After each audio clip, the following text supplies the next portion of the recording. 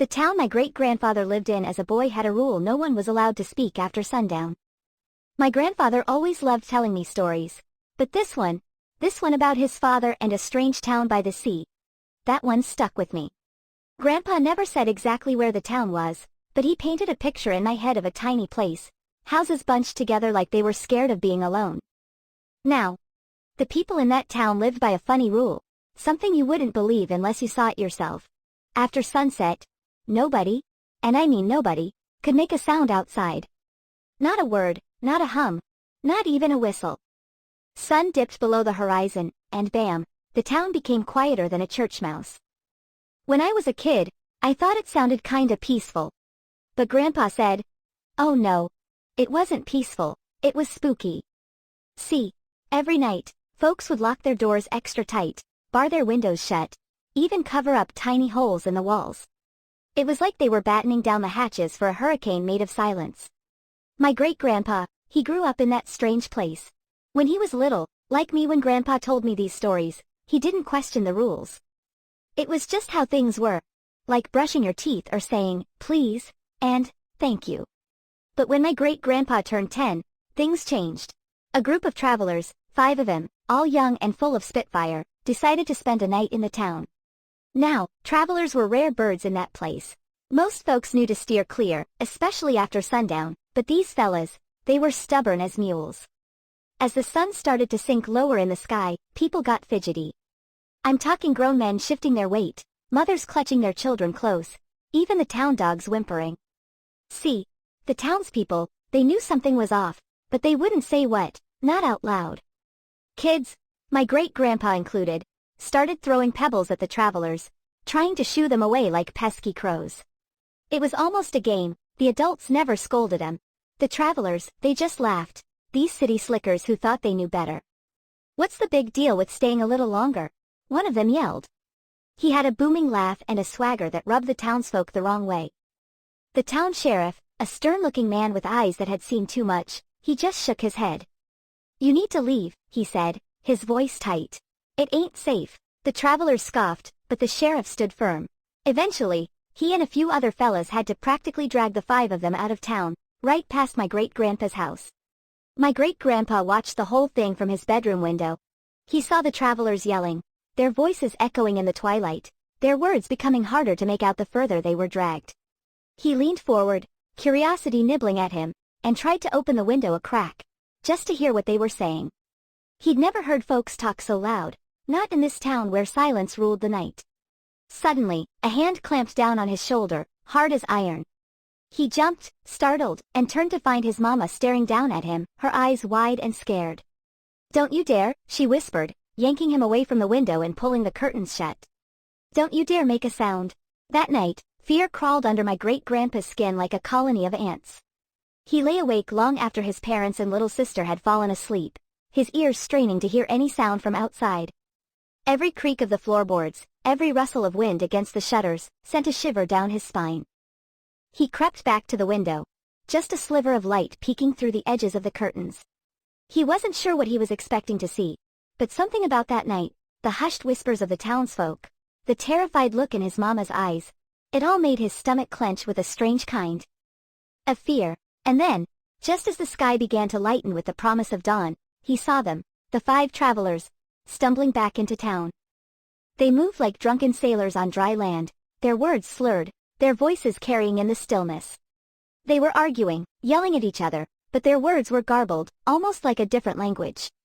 My great-grandpa held his breath, expecting something awful to burst from the shadows. He imagined shadowy creatures with sharp teeth and claws, or maybe faceless horrors slithering in the dark. But there was nothing, just the travelers, staggering through the silent town like they were lost in a nightmare. Finally, as the first rays of sunlight kissed the rooftops, they disappeared from sight, their voices fading into the growing light. My great-grandpa, exhausted from a night of nervous anticipation, finally drifted off to sleep. He woke to the sound of pounding on the front door, loud and insistent. It was one of the travelers, the loud one with the booming laugh. But the laughter was gone, replaced by a look of pure terror that twisted his face. He was shaking, babbling something my great-grandpa couldn't understand. His grandpa, a big, burly man who never seemed to flinch at anything, looked pale as a ghost. He stepped outside, closing the door quickly behind him, leaving my great-grandpa and his family staring at each other, a silent question hanging in the air. Later, whispers fluttered through the town like frightened birds. The fifth traveler, the quiet one, was found at the edge of town. Dead, except, as my grandpa would always tell it, death ain't always the worst that can happen. The fifth traveler was laid out in the town square, his eyes staring vacantly at the sky. There were no marks on his body, no blood, no signs of struggle. He looked peaceful, almost, if it weren't for the way his arms were crossed tightly over his chest, like he was clutching a secret. That afternoon, as quietly as thieves in the night, my great-grandpa's family packed what little they could carry and slipped out of town. No goodbyes, no explanations. They just left. They walked until their feet bled, until the strange town by the sea was nothing but a distant memory. It wasn't until years later, when my great-grandpa was old enough to understand, that his father finally told him the truth about the town and the rule of silence. Why? My great-grandpa had asked, his voice barely a whisper. Why couldn't we talk after dark? His father, his face etched with a grief that time had not dulled, took a deep breath. Something lives in that town, he said, his voice low. Something evil, it feeds on voices, steals them in the night. He went on to explain that the townsfolk believe the creature couldn't take your voice if you didn't use it after dark. It was a desperate attempt to keep something terrifying at bay. Those travelers, his father said, shaking his head. They broke the rules. And once the creature has your voice, well, it can sound like anyone then. Like your loved ones, like someone you trust. And the one who died? The quiet one? My great-grandpa had asked. His father closed his eyes. Sometimes, he whispered, silence is a mercy. He never told my great-grandpa what happened to the other travelers, the ones who'd screamed and yelled their way back into town. But my great-grandpa, he always imagined them trapped, forever silent, in that strange, silent town by the sea, their voices echoing in the darkness. And me, whenever I hear a noise in the night, I remember that story, and I hug my pillow tight, grateful that my voice is still my own. Next story. I fought a year-long battle against my city to get them to fix their mistake. A year of frustration finally came to an end. It felt like I was winning a battle, but not exactly a victory. I'd been through so much, and the city made it clear they didn't care about us. But they were wrong, and I was going to make them pay. Let me tell you what happened. A few years ago, I bought a house. We thought it was a great place to live. I had a big yard, lots of space for my dog to play, and we really loved our neighborhood. Everything seemed great at first, but then a storm hit and our house flooded. We thought maybe it was a one-time thing, but it happened again, and again. It flooded 3 times in 3 years. We couldn't figure out why it was happening, and the city didn't really help. I tried contacting the city, but no one really listened to me. I felt like I was going crazy. We were broke after dealing with all the repairs, so we finally decided to sell our first house and take a loss. It was pretty bad. I felt like a total failure. We started looking for a new house, something better, something more stable. We had saved up some money from selling the old house, but not a lot. It felt like we were right back to square one. We spent a few months searching for a house. We saw a lot of places. Finally, we found a new house we loved. It felt amazing to get away from the house that had so many problems. We thought we were finally safe. We moved in, unpacked, and settled into our new house. Our backyard was beautiful. My wife and I would spend evenings relaxing out there, enjoying the sunset. It was great, and I really felt like we finally found our dream home. Everything was wonderful for about 6 months. Then a new problem popped up. The weather was getting colder. One day, we had a hard rainstorm, and when we went to use the bathtub, it was full of dirty water. Then the toilet stopped flushing properly. It was like the toilet wasn't connected to the city sewer anymore. I knew something was wrong, so I called a plumber. I was terrified of how much it was going to cost us to fix. I told my wife that this couldn't be happening to us again. It seemed like every time we found something we thought we liked, things started falling apart. I was exhausted and scared. The plumbers came to our house, looked at the problem, and explained everything. They told us our house wasn't connected to the city's sewer lines. It seemed unbelievable to me. How could our pipes just be disconnected? They dug a huge hole in our yard to see if they could figure out what happened. The plumber told us it looked like our pipes were literally rotting, which is why they had come apart. We were supposed to fix those pipes, but we needed to figure out how to get connected to the city's main sewer lines first. The plumbers didn't know how to fix it. They said they couldn't find where the connection between our pipes and the city's pipes was. They dug and dug and dug. It was like they were on a treasure hunt, trying to find where we were hooked up to the city's pipes. I started feeling anxious. It was scary to think that my house could fall apart, even though we had just bought it. The plumbers told us that it was the city's job to fix the main sewer line, so we had to go talk to the city. I didn't know how to explain this problem to anyone at the city. It all felt really overwhelming. We tried calling the city. It was impossible to get someone on the phone. We stayed on hold for hours, waiting for someone to answer.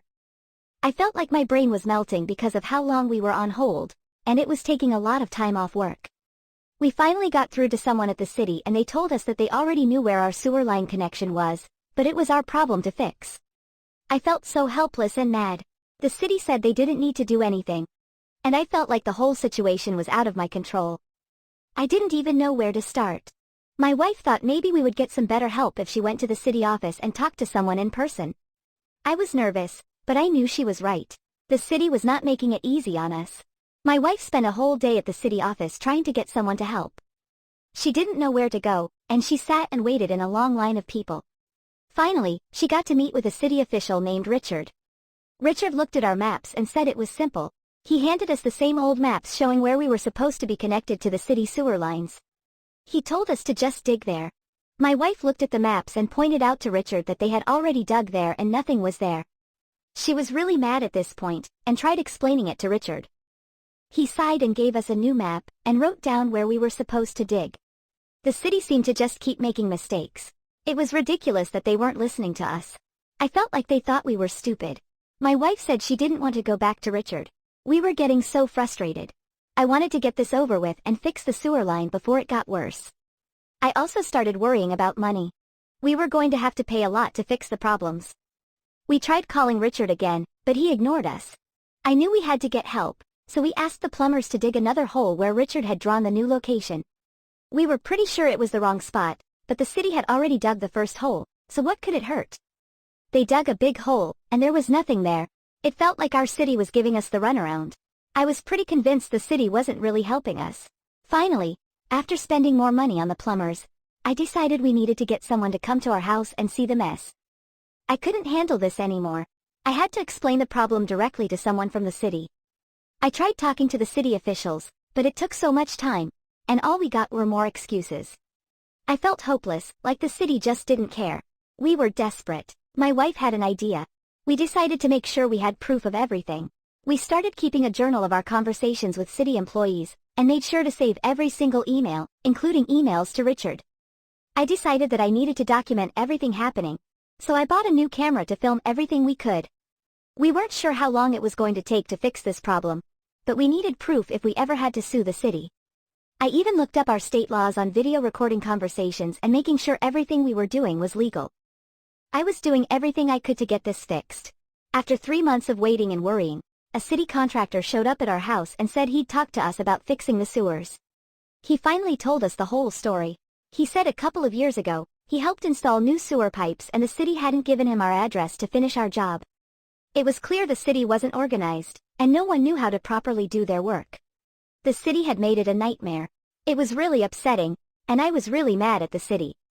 I decided it was time to stand up for myself. I wasn't going to let the city bully us. I wanted to make sure they understood we knew they were wrong. I went to Richard's office and showed him all the evidence I had gathered. I explained that our plumbing bills were ridiculous. I asked the city to pay for all the extra costs from digging holes they said were in the wrong places. I told Richard the first wanted the city to pay me back. Richard said no. He told me it was my fault, not the city's fault. He said there was nothing he could do to help. He laughed and said it was a stupid problem. My wife and I were furious. This wasn't funny, it was affecting our whole lives. I didn't know how to get the city to do the right thing. We met with a lawyer we knew. He told us that he had helped a lot of people with problems with the city, and knew what to do. I thought I was finally getting some help. But the lawyer told us we couldn't sue the city because it's a law called sovereign immunity that keeps people from suing the city, even when the city does bad things. My lawyer said it was a really ridiculous law, and I could get in trouble if I didn't follow it. I thought maybe it would have been a good idea if we lived in a different state, but it didn't seem like it would change much. We had no choice but to let it go. We tried asking other lawyers, but they said the same thing. It wasn't worth it to fight the city. It would cost more money to try and sue them, and we would definitely lose. It was devastating. I was running out of options. We were trapped. Time flew by. A whole year passed, and our bills started piling up. I didn't know how to pay for all the work that was done. I wasn't sure what to do. Our house was falling apart. My house felt cursed. I didn't know how to make the city do the right thing. Finally, I thought of someone who might be able to help. We knew our city council member, and I decided I had nothing to lose. I decided to send her an email and tell her about our whole situation. We knew it was a long shot, but it was our only option. I told her what had happened to our family, and why we thought the city was in the wrong. I showed her our videos and emails. I thought she would laugh, but I had to try. I sent her the email and I hoped she would feel sorry for us. The next day, she called me and asked me to meet with her. She said she wanted to understand the situation. She told me that it was terrible what happened, and she thought it was the city's responsibility to make things right. She said she would help us get in touch with the head of the city's public works department, who is in charge of how the city fixes things like sewer lines. I was nervous to meet with him. It felt like there was nothing else we could do, but we really didn't have any other options. The head of the public works department apologized for what happened. I felt a sense of relief when he admitted that the city made a mistake. He said the city would pay for everything, even though it wasn't fair. A few weeks later, our city council member called us back. She handed us a big check for all the costs. She even added money for all the problems the city's mistakes caused. We were so thankful. We couldn't believe it, but she had finally made things right. It felt amazing. It had been such a difficult time. We had put so much trust in the city. It was really discouraging to know how badly the city was treating people, but it was great to see someone helping us. I learned that I had to stand up for myself and never let the city take advantage of me. Finally, I could breathe. I was no longer scared and worried all the time. The house was getting fixed, my family was okay, and I felt like a sense of peace finally came back into my life. We went to our yard and felt the soft grass beneath our feet. It was like everything was finally coming together. Our dog jumped up and down and wagged his tail as if he could finally smell that the yard was safe. My life was back on track and I was truly grateful. I thought to myself, I had fought a big battle against the city. I knew it would be a fight, but I was going to win. My home, my family, and my dreams were worth it. I would never give up again.